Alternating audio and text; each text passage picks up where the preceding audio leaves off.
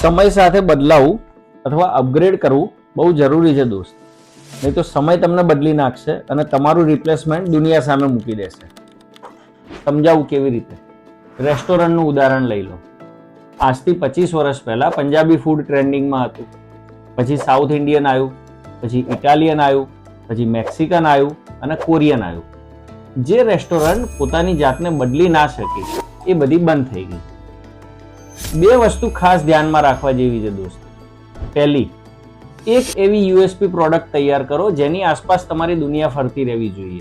અને બીજું, એ યુએસપી પ્રોડક્ટની આજુબાજુમાં નવી પ્રોડક્ટ રિપ્લેસ કરતા રહો.